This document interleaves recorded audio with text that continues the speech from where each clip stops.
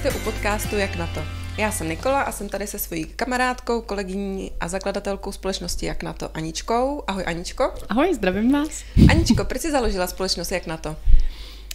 Protože jsem od svých kamarádů, učitelů zjistila, že ve školách je absence sexuální výchovy. Oni to tam nějak jako probírají v těch 4., 5. třídách v nějaký vlastivědě, ale je to zcela na učitelích, co těm dětem jako řeknou. A někdy by učitelé chtěli, ale nevědí jak a co. A hlavně je to pro ně třeba trošku trapas, že jo? Takže spíš z pohledu je toho učitele nebo z pohledu toho dítěte si vlastně chtěla založit tuhletu společnost, aby nepřišla vlastně o tohle téma, který je důležitý? Vlastně obojí, protože ty děti je potřeba, aby se dozvěděli všechno ještě předtím, než to přijde. Pubertu před pubertou a první pohlavní styk před prvním pohlavním stykem. A i pro ty učitele, abych jim ulehčila, protože pro ně není prostě jednoduchý, aby přišli do třídy a začali tohleto vyprávět, když tam s těma dětma jsou každý den. Oni tam prostě s nima jsou a ty děti se potom na ně jako usmívají, třeba kolikrát to neberou ani vážně. Jo, jako když tam prostě začne mluvit učitel o penisech a o vulvách, tak jsou z toho prostě ty děti jako spíš vysmátý, než aby to brali vážně. Proto je potřeba, aby tam na tohle jezdil externista. A to jsme my dvě, že jo? To jsme my dvě. A my už to děláme nějakou dobu. Jak dlouho to děláme? Jak dlouho to děláš vlastně ty? No, teď už to bude 9 let. 9 let, co já jezdím do škol, ty se mnou jezdíš 5 let, pokud se nepletu. Přizvala jsem tě, protože už jsem to nestíhala, protože školy chtějí externistu na sexuální výchovu a výchovu ke zdraví, což je hrozně dobře. Takže jezdíme takhle společně a lektorujeme si a baví nás to. Jezdíme určitě a nejezdíme jenom do škol, jezdíme i do rodinných center. Ano. Kam si nás vlastně zvou na přednášky pro rodiče. Pro pěstouny. Taky momentálně. Pro pěstouny. A vlastně děláme přednášky i pro samotné děti. Ano, přesně tak. Teď zrovna nedávno jsem měla tady v Hradci Králové přednášku pro maminky s holčičkama. A v pubertě holčičky 9, 10, 11 let, tak nějak ještě prostě před pubertou nebo i menstruující už, tak tam maminky přišly s holčičkama. A bylo to hrozně fajn, protože bylo to takový okno těm rodičům, že vlastně po té přednášce ty maminky s těma holčičkama šly domů a hned si o tom jako začali povídat. Jo, prostě děláme to i pro ty rodiče. V podstatě takhle. No a proč jsme jako začali dělat podcast, jo? Protože ty přednášky jsou pro ty rodiče v tuto chvíli úplně jako složitý. Prostě ten časový pres, sami to známe, sami máme děti, tak jezdíme s dětma na kroužky a děláme domácí úkoly a prostě na ty přednášky není čas. Takže podcast podle mě bude dobrý k tomu, aby si rodiče poslechli, co potřebují slyšet. Protože v dalších podcastech budeme mít různá témata, že jo. A přehrajou si to v autě, když budou čekat na kroužku nebo při uklízení, při vaření a můžou to vlastně pustit i dětem. Určitě. Já bych ještě navázala k tomu, jak jsi říkala, že jsi měla tu přednášku pro maminky s dcerama. Tak bych spíš chtěla ještě uvést na pravou míru, nebo jenom tak jako osvětlit, jak vlastně probíhají ty naše přednášky na základních školách, že tam naopak nerozdělujeme pohlaví. Ano. Což si myslím, že je jako velký boom, protože spousta škol to vyžaduje. Přesně tak. A my to děláme úplně naopak. Proč to tak děláme? No, protože nechceme vytvářet zbytečný tabu, to je jedna věc, aby sexualita jako všeobecně byla prostě normální, aby se o tom bavilo úplně všeobecně doma před chlapama, před manželama a aby i kluci věděli něco o holkách v té třídě a naopak, aby holky věděly o klukách. Je potřeba to prostě nerozdělovat. Úplně nesnáším, když vím, že do těch škol jezdí firma ukazovat dětem vložky, jo, dobrý, v pohodě, ale oni je prostě rozdělej. Oni tam přijedou 2 slečny z nejmenované firmy, kluci jdou na tělocvik, holky zůstávají ve třídě a tam jim tu hodinu říkají ano o menstruaci, důležitý věci o menstruaci, ale prostě říkají to jen těm holkám. Proč to ty kluci nemůžou slyšet? Jako naopak, já myslím, že by to měli slyšet, aby do budoucna prostě, až budou mít partnerku nebo starší ségru nebo něco, aby byli prostě v pohodě, aby to zvládli, aby to nebylo... Aby jednak s tím dokázali o tom mluvit, že jo? Přesně tak. Tou partnerku, aby to nebylo nějaký jako téma, o kterém se aby si z ní potom třeba nedělali srandu, jako to dělají naši tatínci, že jo? Přesně tak. Jo, aby se menstruace a všeobecně jako dospívání nebralo jako na lehkou váhu a neříkalo se, ježiš, ty to zase dostaneš, no to bude hrůza. Ne, mám ten kolektiv ucelený, vždycky to je jedna třída, nebo máme ten kolektiv ucelený. Vždycky to je jedna třída, kluci, holky dohromady a je to hrozně dobře, že to slyší najednou. A není to nějak trapný, není to nějak jako závadný, prostě ty děcka naopak, prostě je to podle mě víc celý. A co si budem, tráví spolu veškerý čas, jakoby... Jezdí na školy v přírodě, tam si myslím, že to je opravdu důležitý, protože tam vlastně tráví celý den spolu, vlastně celý ten proces, skoro v tom vyšším věku holky opravdu už menstruujou, takže ty kluci vlastně jako přijdou relativně jako do kontaktu s nějakýma náladama, co se týče těch holek, takže i z pohledu toho, aby byly ty kluci ohleduplný k těm holkám, tak si myslím, že to je určitě jako na místě, aby a já teda i holkám říkám, aby zase byli ohleduplný ke klukům, protože ty mají s těma penisama taky strašný starosti. Určitě, každý pohlaví má svoje skalí. No tak proto to děláme také dohromady. A děláme to spolu, protože ty se specializuješ spíš na ty 4., 5., 6. třídy, já jezdím ty 8., 9. 7. máme na půl. To je něco mezi. No, co třeba v těch 4. třídách? Jako co tam řešíte nejvíc? Tak samozřejmě řešíme jak holky, tak kluky v jedné třídě s tím, že nejprve si říkáme nějaký základní znaky té puberty, co se vlastně děje. Většinou v té třídě už je to, nebo ve třídě, v té 4. třídě už je to také na hraně, protože tam už ta puberta už jako sice někomu už začala, někomu začíná. Já si myslím, že bychom měli do těch škol jezdit o něco dřív, ale bohužel ty učitelé úplně tomu nejsou, jakoby, nejsou k tomu schůdný, protože nevidí ten potenciál v tom, že vlastně ty děti by to měly vidět dřív, ještě než ta puberta přijde, ne až potom nebo během té puberty, ale tak během v té 4. třídě povídáme si o holkách, jak jim rostou prsa, klukům, jak se mění hlas.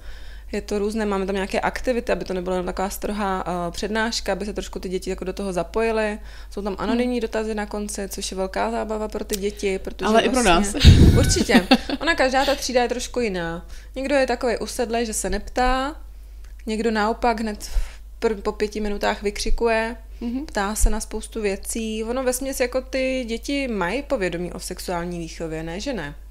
Ale neznají ty pojmy. Nebojí se o nich mluvit. Dost toho vědí, neznají pravý význam toho. Oni si myslí, že to znají třeba, ale úplně to tak není. Nebo sami to nedokážou vlastně vysvětlit, co to je. Nebo si myslí, že to je něco jiného, a nebo jim rodiče nebo kamarádi řekli nějaký dezinformace. Že jo, to se stává velmi často, když mám v těch anonymních dotazech nějakou otázku, teď nevím třeba přesně jakou, ale prostě otázka na něco a ty děti vlastně, když jim odpovím, tak úplně zjistím, jak pookřejou a jak úplně vidějí, jako, že to je ta správná odpověď, kterou chtěli slyšet, protože to slyšeli jako jinak. Že jim ty informace podáváme fakt jako pravdivé a bez nějakého studu. No. Ona tak každá rodina se prostě k tomuhle tématu chová jinak. Každá ta rodina to má prostě doma nastavený jinak, což je v pořádku, to je naprosto normální. Ale je potřeba prostě těm dětem říct ty základní informace, protože čím víc těch informací na začátku, dejme tomu už od té 4. třídy, budou mít, tak tím míň pak budou třeba od toho 15. roku, když můžou začít s prvním pohlavním stykem, budou experimentovat. To tak prostě je. Pravda. Ty děti prostě se do toho nehrnou, protože ví, co je čeká, co to vlastně je ta puberta, a v té třídě, jak to funguje. Nevím, jak to máš ty, ale já třeba v té třídě přesně poznám, když už mám teda jako ty starší i, který jako nějak tušej, věděj, nebo ty pojmy mají nějakým způsobem osvětlený, protože ty tolik nevykřikujou, nejsou vulgární, jsou takový jako klidný, zajímají se, tak nějak si to odkejvou. Oni vědí. Jako... A ty děti, co to nevědí, tak jsou sprostý, jsou právě takový neposedný, že jo, hyhňají se mi tam u každého slovíčka penis, já vždycky přijdu do třídy, začnu mluvit o penisech a o vulvách a ty děti se mi začnou smát, že jo, tak já vždycky říkám, ano, na to slovíčko si zvykněte, budu ho tady opakovat několikrát. Ano, tak to je to názvosloví, kdy vlastně každý těm pohlavním orgánům doma říká jinak, že jo. A právě my, když tam prostě přijdem a řekneme, že to je penis, tak pro někoho to je cizí slovo v podstatě v tu chvíli. A pro někoho co horší. I v té 8. nebo 9. třídě. Tak pro prostě někoho penis je sprosté slovo. Ano. Fakt si to ty děti myslej, že penis je sprostý slovo a myslej si, že já tam přijdu a takhle jako tam mluvím vulgárně. No. A já vždycky jak říkám, já se jich třeba i ptám, jak tomu doma říkají, že jo, jak doma říkají prostě bulvě a jak doma říkají penisu, tak se dozvím spousty různých a pipísek a fifinka, zvoneček. Nejbizarnější je podle mě chlácholinda a penisu říkali šoupálek. Jo, chudáci děti. Ne, jako... Tak pak v tom kontextu to pak vyzní jinak, že jo? Když se o tom už povídáš, víme. Jako... ale jo. Na škodu pak takovýhle jako Já to říkám i na přednáškách rodičům, že mě jako vůbec nevadí, když to nějak nazvou, jo, co by ne, ale že by do toho nějakého názvosloví měli občas ten penis a tu vulvu vložit, aby ty děti si na ty slova zvykly. Jo, protože oni potom si fakt jako myslí, že jsou to sprostá slova a to podle mě není dobře, protože to označení, jako máme ucho, jako máme ruku, tak je to úplně stejný, že jo, a je potřeba, aby to znali. Určitě. No. A v těch 4. třídách stává se ti někdy, že máš nějaký opravdu jako nestandardní otázky? Většinou ne, většinou to je takový, jakoby, protože my vlastně jezdíme na 2 hodiny vždycky, ta jedna přednáška trvá v podstatě 90 minut, takže oni mají vlastně pokládají dotazy po té 1. hodině a většinou se ptají na to, co zazní v tu 2. hodinu.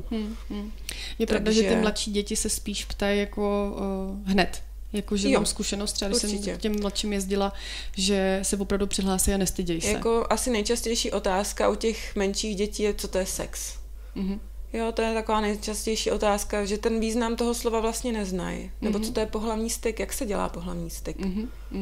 Protože oni už v tom jako, už přijdou do kontaktu s tímhle slovem, ale ten význam právě jako vlastně neznají. No, z 90% mě děti řeknou, že sex je pohlavní styk. No, ale co to je? No, co to je? Prostě sex není jenom ten pohlavní styk, ale oni si to tak jako myslejí. Oni si prostě myslejí, že když se dělá sex, tak se dělají děti. To je taky dobrá věc. Oni mají reálně zažitý to, že sex jako pohlavní styk se dělá jenom proto, aby se plodili potomci, ale nejenom pro radost. Takže my tam jako říkáme, že lidi jsou prostě přizpůsobení i k tomu, že pohlavní styk dělají, že se jako mazlej, že se přidávají lásku, že to je forma jako kontaktu, utužování vztahu, že to lidi dělají, protože je to baví, nejenom proto, aby přesně prostě plodili potomky, že jo. To jsou jako hrozně překvapení. Dost často jsou překvapení, i když jim řeknu, že pravděpodobně i jejich rodiče to pořád dělají. Tak z toho jsou jako velmi vykolejený, ale tak dobrý, tak nějak vždycky udržíme nějakou jako linku. No, ale sex všeobecně, jim vždycky říkám, prosím vás, je to všechno, co se týká nějaký intimity, nějaký nahoty, ale sex může být i přes oblečení, pokud se vás někdo dotýká na intimních místech nevhodných, u žen prostě nebo u dívek na prsou, nebo teda na zadku klidně i, pokud vás někdo prostě nevhodně plásne přes zadek, taky to je jako sex. Líbačka, všechno tohleto je sex. Říkám jim, že anální sex, orální sex, vysvětlujem ty pojmy, aby to věděli, protože v České republice je zákonem zakázaný, aby se všeobecně sex do 15 let dělal. Ale oni se reálně myslí, že fakt jenom ten pohlavní styk. A to je špatně. Takže my jim vlastně v té škole říkáme, co všechno nesmějí dělat do těch 15 let. A to se mi někdy v těch 9. třídách teda trošku jako zardějí ty děti. No jsou překvapený, že vlastně nemůžou. Ano, že to vlastně jako není úplně normální a standardní a co všechno ten sex znamená. To oni jako prostě, oni to mají fakt jenom jako penetraci. Jako nic jiného, no. Takže jim to všechno vysvětlíme. A je to vlastně i tím, že sice jako máme internet, dneska si tam můžeme dohledat spoustu pojmů na tohle téma, ale je tam spoustu mylných informací nebo nejasných. To určitě. Což takže pak o to, i z tohohle pohledu ty děti sice ten přístup mají na internet, mají ho kolikrát i neomezený, i prostě v 10 letech. No to je téma na dalších 6 podcastů. Ale tyhle ty otázky, kolikrát, nebo odpovědi na tyhle otázky tam kolikrát ani nenajdou. Nenajdou, ale oni jako kdyby... Jako protože oni jedna se ani neumějí zeptat, že jo? Oni právě, protože třeba nevědí, jak se mají přesně zeptat. Kdyby hledali na Google nebo na Seznamu normálně, tak jim třeba nějaká normální odpověď jakoby vyběhne, ale oni to zpravidla hledají v pornografii. A to už potom je opravdu jako problém.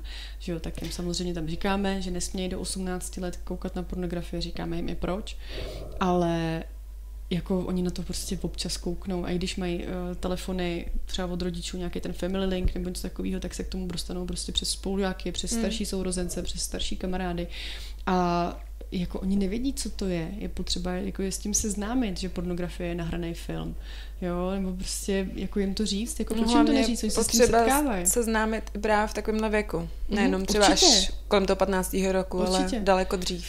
Byla jsem ve třídě, 4. třída, je to 2 roky zpátky a měla jsem tam v anonymních dotazech, já si to dneška pamatuju, protože i mě to překvapilo, v anonymních dotazech, proč si ženy strkají vibrátor mezi prsa. Tak si ve 4. třídě. Ve 4. třídě. Takže tomu klukovi bylo 10, klukovi holce. Já si myslím, že možná bylo i méně. Protože, překvapilo mě to, jako nějak jsme to zvládli, takže nejdřív samozřejmě jsem udělala prevenci pornografie, protože je jasný, že to někde jakoby viděl, buď to teda doma u rodičů, nebo v nějakém filmu. Tak jsem udělala prevenci a potom jsem se zeptala, dobře děti, tak víte, co to je vibrátor? A překvapení bylo, že takový malý chlapeček vepředu v první lavici se mě přihlásil. Takový nějaký šprt? Přesně, takový šprt. A přihlásil se mě a řekl mě, to je takové vibrační dildo, které si ženy strkají do pochvy. No, výborně. Perfektní, krásně jsi to řekl. To je přesně ono. Používají to dospělí, nemusí samozřejmě, ale je to forma prostě uspokojení, dělají to dospělí, když si chtějí ten sexuální život trošku zpestřit. No a pak jsem právě tam jakoby ještě řekla, že teda je jako normální, když lidi koukají na pornografii, ale že teda žádný sexuální uspokojení většinou jako nebývá, když si ženy strkají vibrátor mezi prsa. Abych odpověděla na tu otázku, protože to je cíl, že jo. No ale už ve 4. třídě máš takovýhle otázky. A pak se tě učitelka zeptá, a není to brzo, že jezdíme takhle od 4. třídy?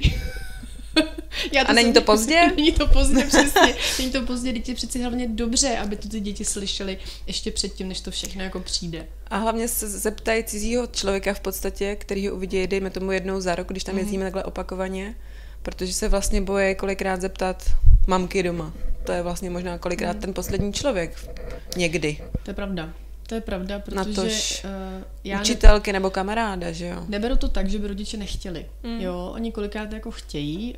Ale spíš asi nevědí, jak začít, že jo, když to dítě se nezeptá. A hlavně oni prostě nevědí, jako co všechno jim můžou říct, aby jako to nebylo moc, nebo něco takového. Tak vám na rovinu jako nějak jako říkám, že nikdy není moc, protože na tom dítěti poznáte, že už jste ho ztratili, že už jako nevíte, že už nemusíte prostě jim nic říkat. Jo, oni prostě to přestane zajímat a budou vám odcházet. Jo, stačí takový ty nějaký informace jen tak a oni na nich poznáte, jestli je to zajímá nebo ne. Rozvedeme dál nějak tu pubertu ještě, nebo? Já bych to asi tímhle ukončila. A pozvala na další díl? A pozvala určitě, co nás čeká dál. Jaký témata nás čekají? Já bych v tom dalším dílu rozvedla tu pubertu. Teď jsme se představili tak nějak, tak bych tam dala co všechno se děje s tím tělem, protože jestli chcete nějakým způsobem mluvit s dětma, tak potřebujete být informovaní a potřebujete vědět víc informací, než vědí ty děti. Abyste tak to jako je určitě důležitý. Abyste si byli jako jistý a do toho rozhovoru šli nabitý informacema. Takže bych to udělala tak, že druhý díl bude fakt jako změny tělesný a psychický, jak u dívek, tak u chlapců. Určitě. Dáme to. Fajn. Tak my se na vás budeme těšit příště. Sledujte nás na Instagramu, na Facebooku. Na internetu. A příště se dozvíte zase, jak na to. Jak na to. Tak ahoj. Se krásně, ahoj.